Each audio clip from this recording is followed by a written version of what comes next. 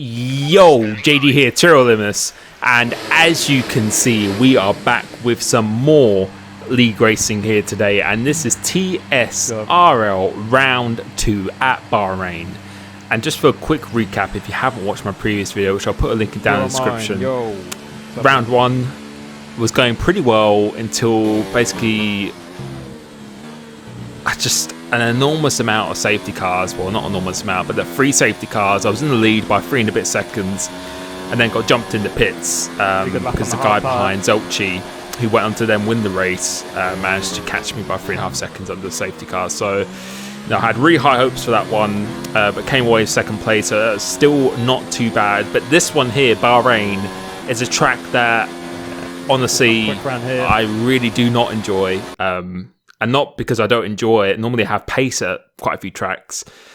This track I definitely do not have pace, as you can see. P8 in Q1, and this is a full qualifying format if you're new to this in this league here. And yeah, it was going to be a really big struggle around here. I'm having to start on the mediums. That's why you're seeing Q2 here. I'm attempting to do a medium lap because if you start on softs, whatever you get into Q3 with, same as real F1, you'll have to start the race on. And yeah, this is just my medium lap here.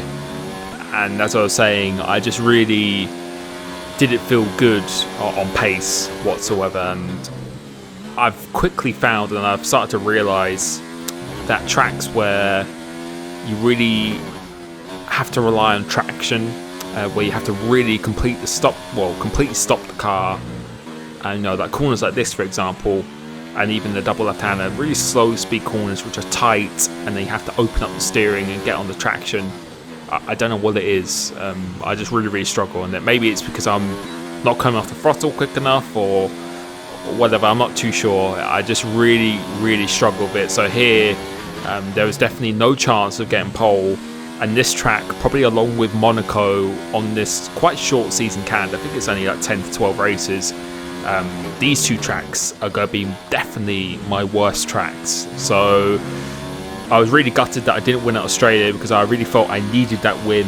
I need to get as big points as possible at tracks I feel that I'm pretty confident at. Felt like I probably should have got the win there, but there was nothing I could have done at Australia. But this one here, it's I really need to put in a good performance here. But luckily, something I didn't touch on in Q1 and Q2 here, we managed to get through to Q3 pretty comfortably in P4. But Zelchi, CRG Zelchi, as you haven't seen, he actually came P18 in Q1 because he didn't go out on the right tyres at the end. He stayed on the hards. So my main championship rival is going to be starting P18. So coming into this now, Q3, putting on the soft tyres, although we're not going to be starting on these tyres, if I could just get as good result as possible, it's going to be pretty hard for him to come through the field. Although I'm pretty certain that there will be some form of a safety car, either a virtual safety car or a real safety car. If I could get some points over him, then honestly, I'd be so happy about it. And no, not even saying that, I think just getting a top 5 here, that's how bad I feel on pace. But this is my fastest lap that I did in the session here now, on the soft tyre. And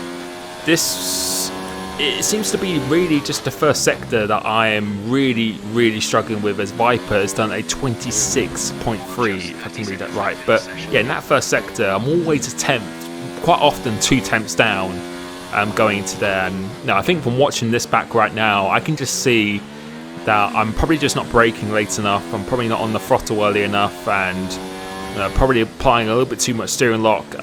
I really don't have an answer to it. It seems to be on flowing tracks like Silverstone, Australia to a degree, France, Austria, Hockenheim. Those kind of tracks I really seem to excel at.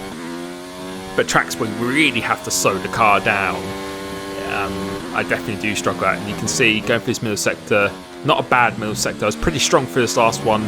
There's not really any super heavy braking zones, although you could call this last corner a heavy braking zone, but it's still carrying quite a lot of momentum going through it. I really needed to just pull everything out the bag. And this lap here, I was actually quite happy with. Provisionally in P3 at the moment. but definitely some time to find here. And let's see what it is at the end of Q3. It is P6. You know, only 2 tenths away from pole. Jam Pancakes, really good lap from him, along with Viper and those guys ahead of me as well.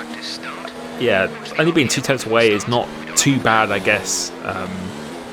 But yeah, I was pretty underwhelmed of how badly I was struggling to pace here. So we got 5 lights, and it is crucial that I get a good start. And as the lights go out, we get a super good start. Really nailed that start. Best start that I've done actually in quite a while. But going into here, already up into P5, sniffing the inside of P4 of that McLaren.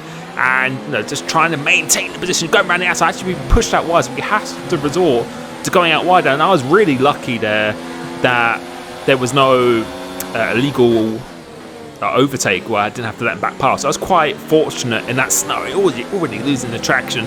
But going from P6 to P4, pretty much a perfect start right now. And Jam Pancakes, who's out in the lead, he is on the controller as well. And I know this is quite a strong track for controller. And there's been quite a bit of debate in the past day or so about how good the controller is on traction. But I can tell you from being a controller player myself, that doesn't really matter to me. You have to drive the laps and you have to put it all together, and I can tell you it's a lot easier said than done. So he's having some super good pace. You can see already putting away, and at the end of his first lap, my only goal here was literally just to stay in this group. If I could get a podium in this race, I would feel, that would be absolutely incredible. It would feel like a win to me to get a podium around this track.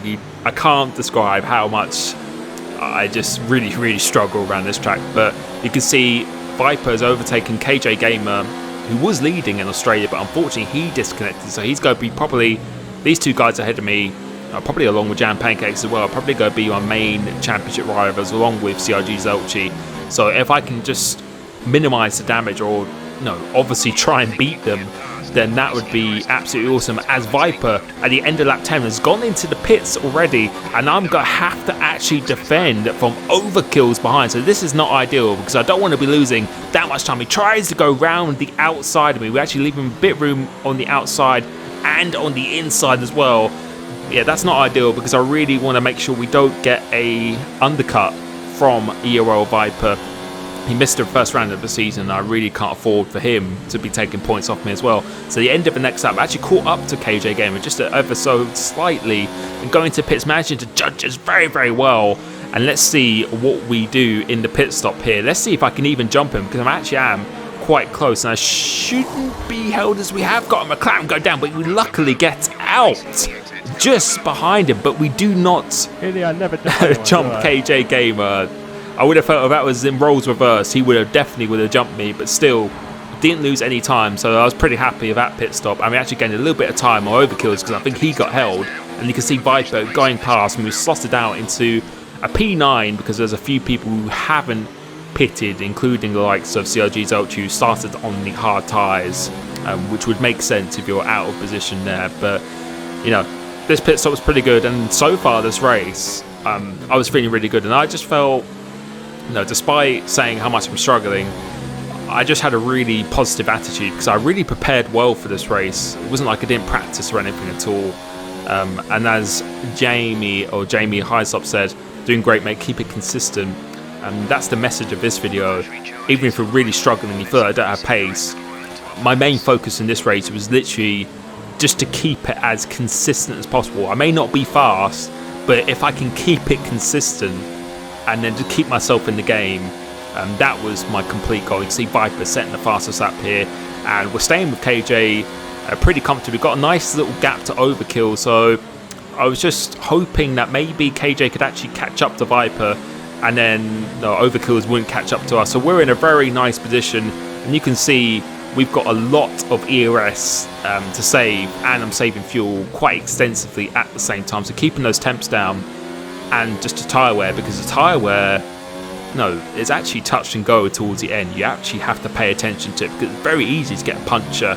I think lap 11, the lap I pitted, was probably the earliest I would have gone. I wouldn't have gone end of lap 10. And you can see so far at the moment, we're not really pushing too hard. You can see using lean, using no ERS, and yeah, as I said, I was just hoping that he was going to catch him, but you can see now Viper's actually starting to pull away. He's on the control as well, but he's just very, very good around here. And at this stage, I was just perfectly happy just sitting behind KJ Gamer. There's no point trying to overtake him and catch Viper, because honestly, I felt like I just didn't have the pace, first of all, and there was just really no need, as he's going actually a little bit defensive already, marking his intention, so he doesn't want to let me pass too easily.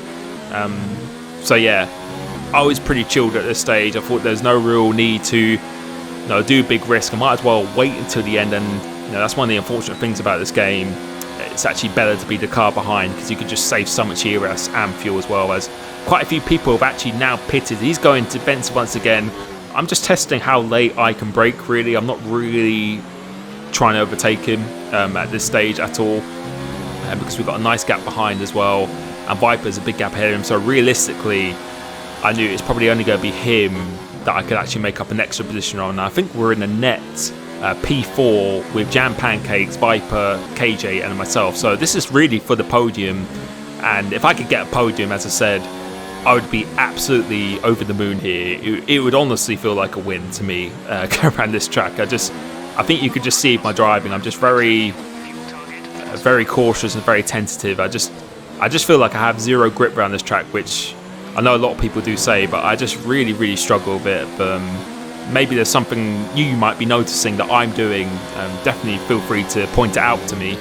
But for me, I just feel like I just wasn't really just aggressive enough here, just with the steering and throttle, just anything. At the end of the day, I think it's just a track that really just does not suit me, and I think everyone has those kind of tracks. So, but at the moment, we actually are starting to up the pace ever so slightly, putting away from overkills behind, and actually starting to apply a little bit more pressure, because I really did feel I was actually a fair amount faster than KJ Gamer at this stage here. So this is kind of the point where I was thinking, you know what, I'll try and get past him now, just test him a little bit to see what we can do, and if we could pull away or not. So we're going to go to the left and actually pull out to the right, so making him think we might go down the outside again, and doing quite a nice little dummy down in the inside and the right-hander. But he's going to get the DRS on the exit of this corner again, and I'm not even bothering looping behind because he's already alongside me. So I thought, you know what, brake late, and then let's see if he goes in deep, which he does. So we're going to go for the switchback.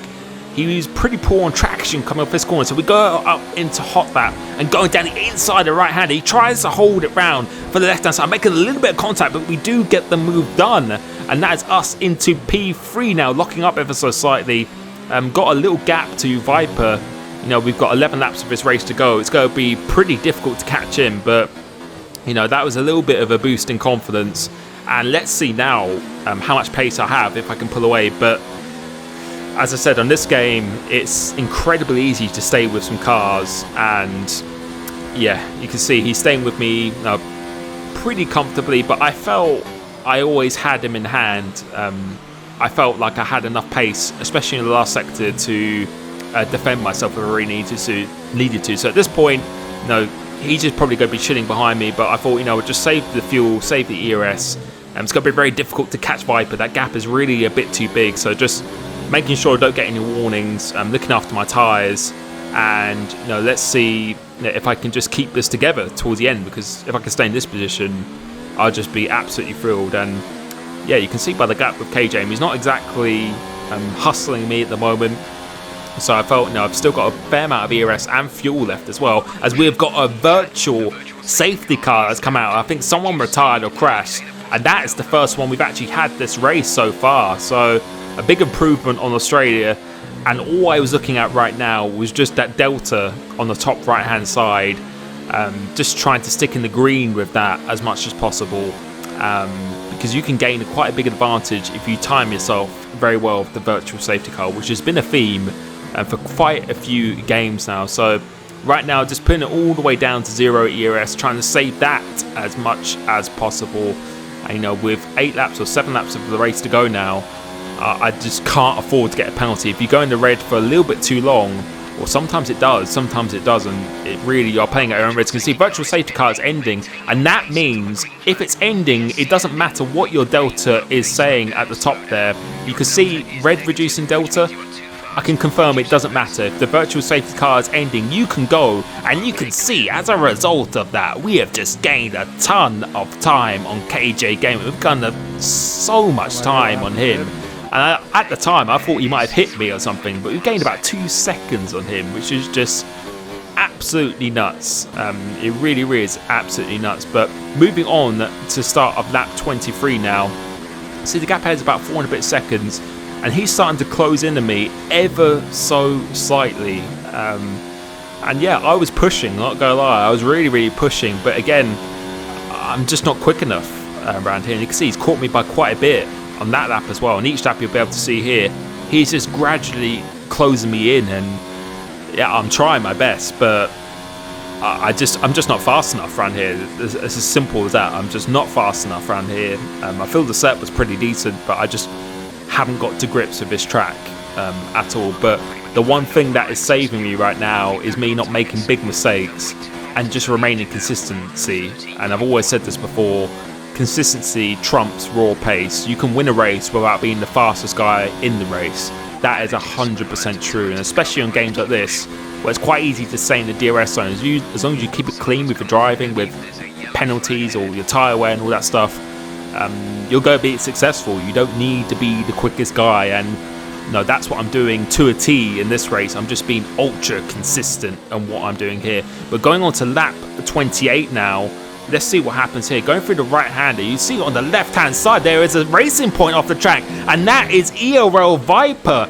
He has got a puncher this race, and that means I'm in P2 with Jam Pancakes. Has gone for a bit. Look at this. Look at this. Look at him going off the track. He's just got a puncher, and that's what I was talking about. If you pit really before lap 11, you're at a very big risk of a puncher, and he is on the controller. The controller's tyre wear is not as good as the wheel. That has always been the case. So I knew him pitting that lap was a pretty bold move, but I could understand it because he wanted to get an undercut and try and get out the battle of myself and KJ. But that has promoted me into P2, and I know it's very gutting for him because I've actually done that myself in an esports race around here.